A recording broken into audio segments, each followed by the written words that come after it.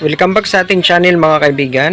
Meron na naman tayong repair ngayon na isang Electrolux na water dispenser. So ito yung hot, warm at cold niya, no? Tapos ito yung mga indicator niya. So ang sabi ng may-ari, ito daw ay no power. Okay. So subukan natin, no mga kaibigan. Ito yung plug niya. Ayan, itong plug. Tapos plug na natin dito. Ayan, nakasalpak na. Makikita natin dito, wala talagang power, no? Walang indicator. Tapos, yung switch niya pala.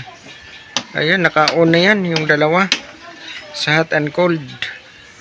So, ito lang muna, no? Bubuksan lang muna natin ito. So, ito na po, no, mga kaibigan. Nabuksan na po natin. At gusto nating i-check itong AC cord niya. Itong cord natin ay okay. Okay, since okay naman tong cord natin, ito na naman yung i-check natin, no mga kaibigan, itong kanyang circuit board dito sa loob. Tatanggalin ko lang muna ito.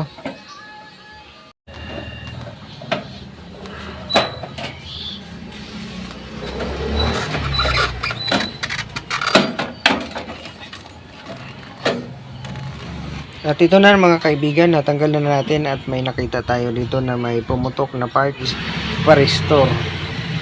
So ano bang function ng varistor sa circuit? Ang varistor, no mga kaibigan, nagpo-protect yan siya sa circuit kapag may mga high voltage na mga surges na mga pumapasok. Sira din yung fuse, no mga kaibigan, tinestira natin, no. So walang reading siya. So, papalitan lang muna natin tong varistor at saka fuse, tapos testing tayo.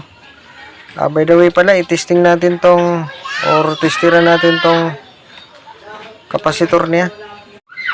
So, nung tinestira natin yung kapasitor niya, no mga kaibigan, wala namang short circuit dito banda. So, safety siya. Papalitan lang muna natin yung varistor at fuse. At ito, no mga kaibigan, pinalitan na rin natin ang fuse. Ito yun siya, tapos yung varistor din. Ito yun. So, i-testing na lang natin kasi na-testiran ko rin dito sa ating multi-tester. Okay naman, wala naman siyang short circuit.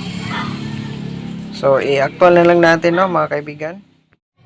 Ito na, ibalik na po natin yung mga wire na tinanggal natin, no kanina mga kaibigan, at ready na siya para i-testing natin. So nakahanda na rin ang ating cord. Salpak na natin dito sa ating outlet.